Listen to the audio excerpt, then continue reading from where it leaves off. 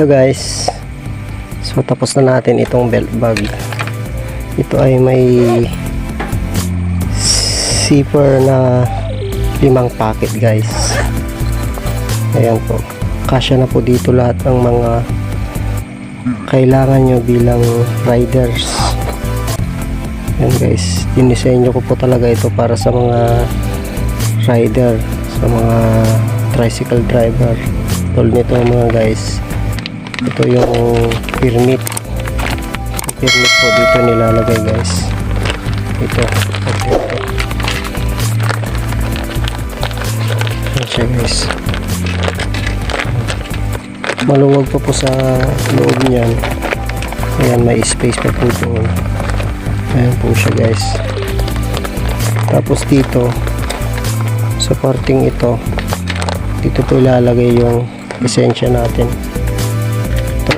Mga lisensya po itong mga card dito po para hindi po mawala. Ayan. Tapos ayan, dito nyo rin po ilagay yung cellphone. Ayan, pwede rin kayo maglagay ng alcohol. Ayan po. Tapos itong cellphone na maliit, ayan, dito po siya mga guys. Pwede rin nyo po yung lagyan ng ballpen at saka barya. Tapos dito sa likod, dito po yung lalagyan po ng pera. Ito po, pwede rin po yung nakadisenyo po to para yung sa 1,000, para hindi siya po matupi tulad ganun, kaya diretso lang siya mga guys. So dito nyo lang po ilalagay yung mga pera nyo. Ayan, hindi po siya malulukot mga guys. Ayan, sakto siya.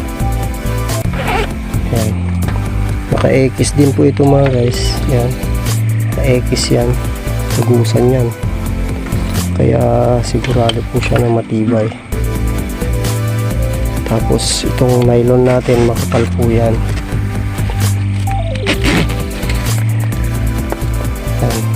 Tapos dito sa parting to, ito po yung lalagyan ng mga susi. Ayan, dito po. Ayan, dito rin po siya. Kabilaan po yan, left and right.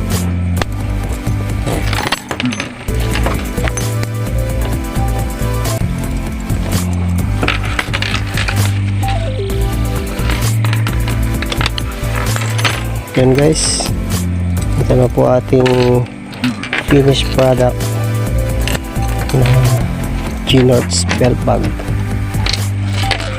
So guys, okay guys, kung nagustuhan niyo po itong video na to, huwag niyong kalimutan mag-like at mag-share at mag-subscribe na rin kayo sa aking YouTube channel, G-Norts Collections. Salamat guys, at sa lahat ng mga nanonood sa aking video, sa aking mga supporters, thank you very much for watching. See you on my next video. Bye bye.